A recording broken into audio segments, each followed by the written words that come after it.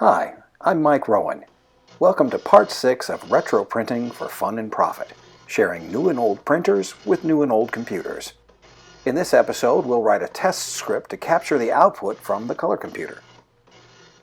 I've opened two terminal windows to the Raspberry Pi Zero, and now we need to look at capturing data from the color computer, and it's remarkably easy to do. I've created a shell script. I called it capcoco.sh. This is just our test program. Let's take a look at it. So do a cat capcoco.sh, and it essentially has two commands in it. Now, this is a shell script, which is just a collection of command line commands that you can run as a program inside of a file. If you're in the Windows world, it'd be like a batch file.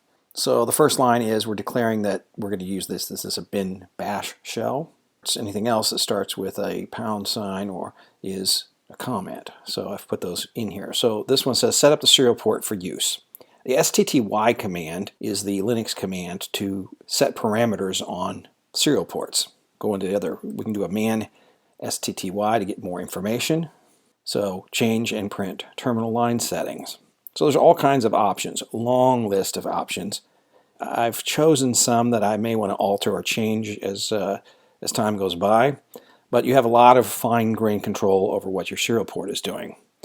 The one caveat with this command is, unless the device is opened, inside of a program, you can issue the stty. For instance, I could issue an stty command here.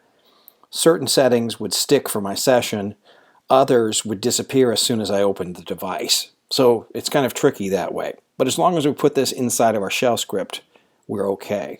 Let's go back to our shell script. This command we're going to set stty-f. We gave it the name of our serial device, which is /devs/tty USB 0. I'm going to have it running at 9600 bits per second. It's going to be 8 bits, that's why we set CS8. This C-stop-B is to set 2 stop bits.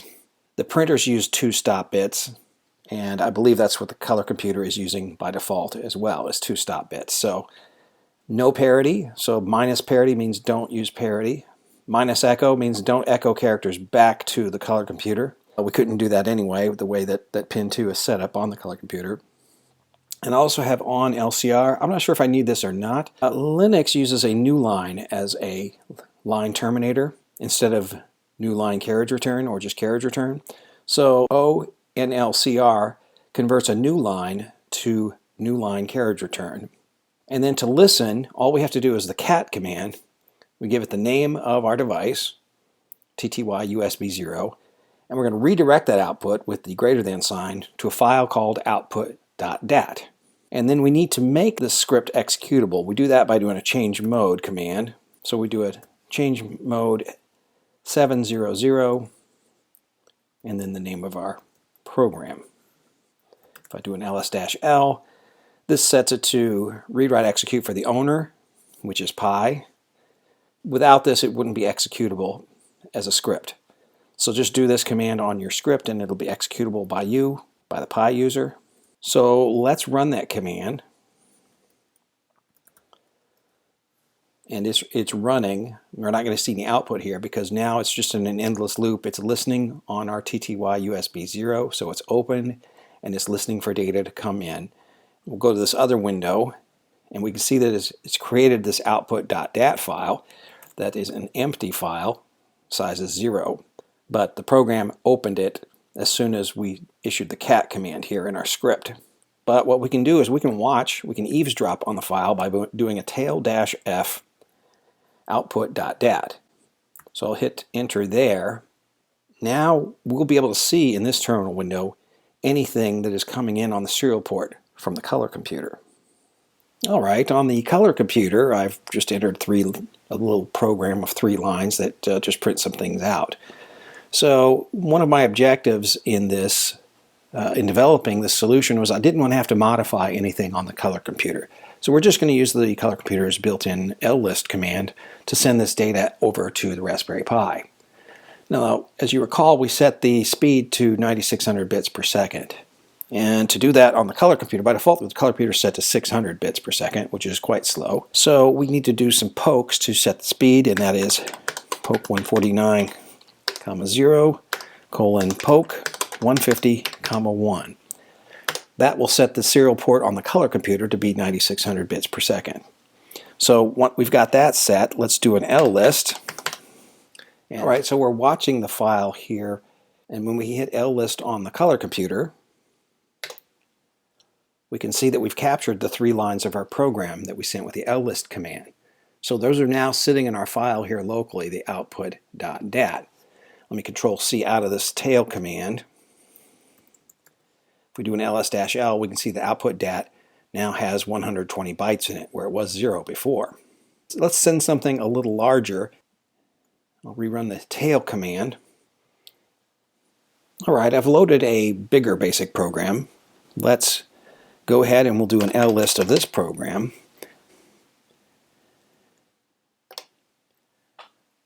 So now we can see all of the data coming in from the list command from the CoCo being captured to our output.dat file.